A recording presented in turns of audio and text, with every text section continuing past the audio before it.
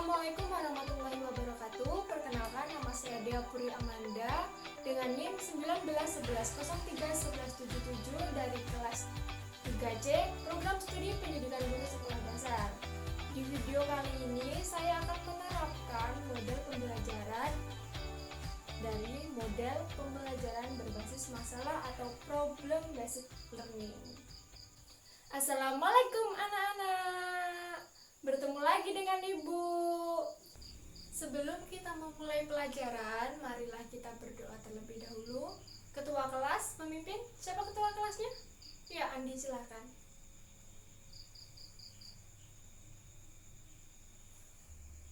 Nah, di pagi hari yang cerah seperti ini, semuanya pada masuk nggak? Ada yang nggak masuk? Pinter, masuk semua. Nah, sebelum kita mulai pembelajaran, Ibu punya tepuk semangat yang sudah Ibu ajarkan kemarin. Masih ingat? Yuk kita coba. Tepuk semangat. Semangat. Semangat. Satu kali lagi. Tepuk semangat. Semangat. Nah, pinter. Semua pada semangat? Nah, hari ini kita akan melakukan pembelajaran mengenai tematik 5 mengenai ekosistem dan keseimbangan ekosistem. Nah, kemarin Ibu sudah menjelaskan mengenai ekosistem. Masih ingat? Pintar, masih. Nah, sekarang kita akan membahas mengenai keseimbangan dari ekosistem dan kita cari tahu bagaimana cara menjaga ekosistem di lingkungan sekitar kita. Nah, kali ini materi apa yang kita bahas? Ada yang tahu? Nah, mengenai ilmu pengetahuan alam. Tujuan dari pembelajaran kali ini apa saja?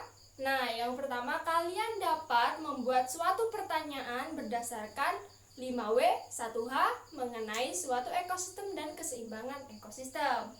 Yang kedua, kalian dapat mencari tahu mengenai contoh dan keseimbangan ekosistem agar terjaga dan tidak rusak. Nah, yang ketiga, kalian dapat mendiskusikan dan mampu menjelaskan mengenai rantai makanan dalam suatu ekosistem.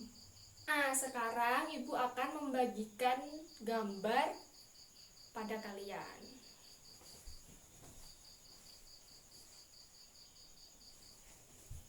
Nah, dari gambar yang sudah Ibu bagi, sekarang kalian amati gambar yang kalian pegang. Gambar tersebut sudah kalian lihat?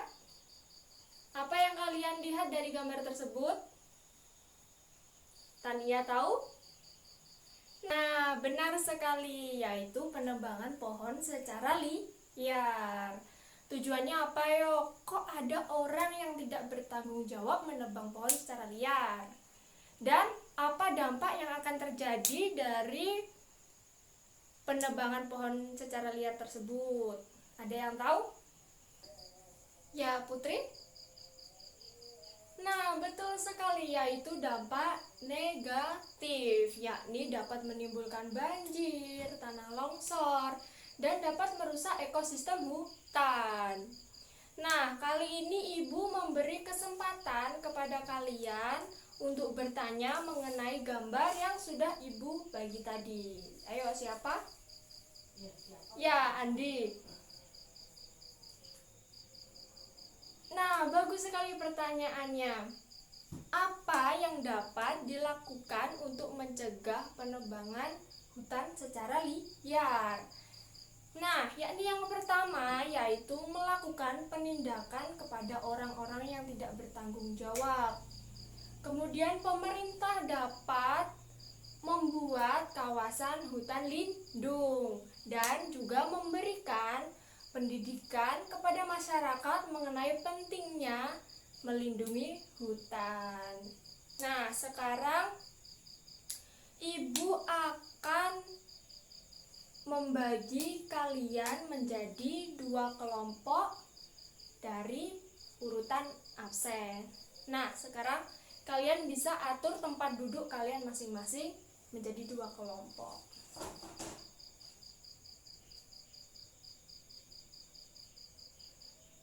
Nah, sudah membentuk kelompoknya. Nah, sekarang Ibu cek. Di sini kelompok 1 dan di sini kelompok 2. Nah, selanjutnya Ibu akan memberikan kertas yang akan kalian baca dan kalian amati pada setiap kelompok.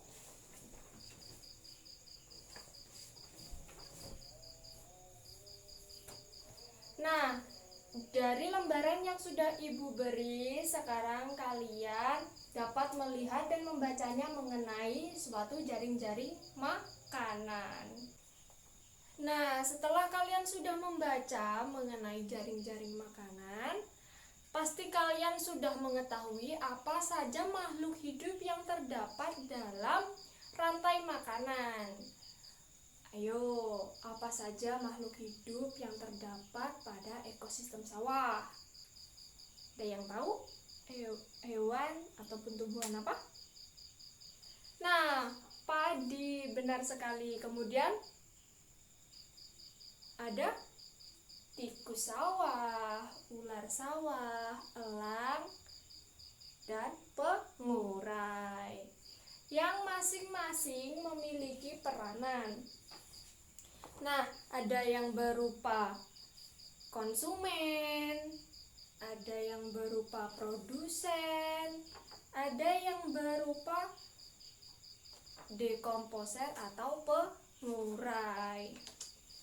Nah, kemarin Ibu sudah menjelaskan mengenai ekosistem. Ada yang masih ingat? Ekosistem adalah suatu sistem yang terbentuk karena adanya hubungan timbal balik antar makhluk hidup dengan lingkungan hidup, dan di antara keduanya tidak bisa dipisahkan. Dalam lingkungan hidup terdapat komponen biotik atau hidup dan juga komponen abiotik tidak hidup yang saling terlibat dalam suatu ekosistem. Nah, rantai makanan sendiri merupakan proses makan dan dimakan yang terjadi pada makhluk hidup secara linier untuk mempertahankan kelangsungan hidupnya. Nah, kemudian di sini kalian isi mengenai pokok pikiran dan bacaan yang ada di atas kertas tersebut dan buat pertanyaan di bawahnya dalam bentuk 5W 1H. Nah, selanjutnya kalian dapat pikirkan dan amati rantai makanan apa saja yang terdapat pada lingkungan sekitar. Dan kalian gambar makhluk hidup sekreasi kelompok kalian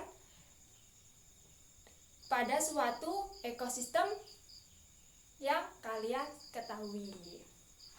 Nah, sekarang Ibu tanya, apa saja yang dapat merusak suatu ekosistem di lingkungan sekitar? Nah, ya benar sekali Tania, yakni membuang sampah. Coba kalian ketika duduk banyak sampah yang menumpuk, kalian nyaman gak duduk di situ? Iya, tidak.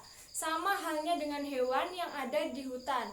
Kalau kalian menebang pohon secara liar, kasihan hewannya mau tinggal di mana, ayo. Nah, seperti itu. Jadi kita harus menjaga ekosistem hutan ataupun ekosistem lainnya yang ada di sekitar kita.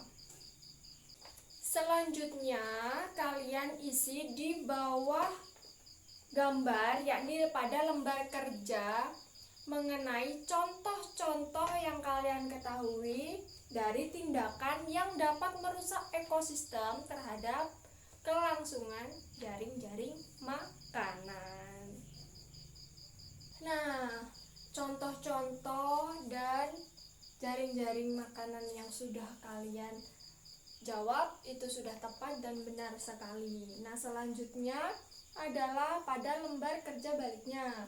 kalian dapat membuat suatu tabel atau diagram mengenai jaring-jaring makanan yang sudah kalian pilih. Ada banyak ekosistem, kalian bisa pilih satu saja. Dapat juga kalian gambar untuk memperjelas dari diagram ataupun tabel yang sudah kalian buat. Nah, sekarang kalau sudah ibu mau menampilkan hasil gambar yang sudah kalian gambar dari kelompok masing-masing. Nah, cukup menarik sekali gambar dari kelompok pertama, yakni seperti ini. Belalang makan rumput. Kata makan belalang, kemudian kata dimakan oleh ular, dan ular dimakan oleh elang, kemudian elang mati dan diurai. Nah, dari kelompok 2 cukup bagus sekali karena ekosistemnya seperti nyata, yakni pada suatu ekosistem yang ada di sekitar, ada berupa ular, elang, ada juga belalang, ada juga kata ikan. Nah, ini bagus sekali. Nah, sekarang kalian bisa presentasikan hasil dari tabel maupun diagram yang sudah kalian buat dari kelompok pertama atau kelompok kedua terlebih dahulu. Nah, silakan kelompok pertama mempresentasikan. Nah, untuk kelompok kedua, kalian dapat menyimak dari presentasi yang akan disajikan oleh kelompok pertama dan siapkan tanggapan ataupun pertanyaan yang akan kalian tanyakan kepada kelompok pertama. Nah, silakan dimulai. Nah, semua kelompok sudah mempresentasikan hasil tabel ataupun diagram yang sudah kalian buat secara bagus. Tepuk tangan buat semuanya. Diskusi yang sudah kalian lakukan di depan itu sudah sangat bagus dan pintar sekali. Tepuk tangan sekali lagi untuk semuanya.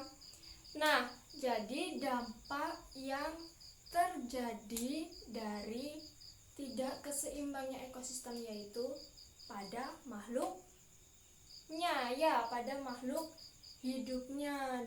Karena dalam suatu ekosistem itu terdapat makhluk hidup. Jadi kalau tidak seimbang, bagaimana keadaan makhluk hidupnya? Seperti contohnya ketika kita menebang pohon liar yang tadi sudah dijelaskan, kasihan hewannya, mau bertempat tinggal di mana, mau makan apa, seperti itu. Dan dari ulah manusia sendiri yang akan berdampak buruk bagi mereka sendiri, karena ketika rumahnya diganggu, maka hewan tersebut akan turun dan mencari makanan pada rumah-rumah sekitar hutan tersebut dan akan malah mengganggu manusia itu sendiri. Selain itu, ketika pohon ditebang tadi, apa dampak yang terjadi karena hutan menjadi gundul? Ayo. Nah, masih ingat? Yakni banjir dan tanah longsor. Siapa yang akan rugi? Manusia itu sendiri. Ketika ada bencana alam seperti longsor, banjir, itu karena ulah manusia itu sendiri. Jadi bagaimana kalau semuanya rugi? Ayo, hewan rugi, manusia rugi, makhluk hidup juga rugi. Jadi kita harus wajib menjaga ekosistem agar ekosistem dapat terjaga, tidak rusak, hewan-hewan juga tidak akan mati, tidak akan punah.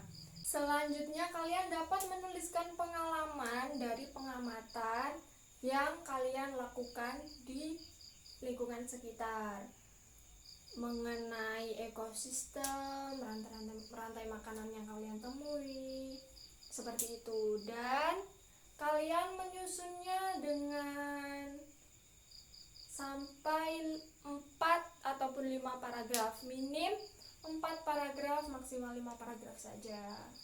Kesimpulan dari pembelajaran pada hari ini yaitu bahwa sangat penting menjaga keseimbangan dari suatu ekosistem.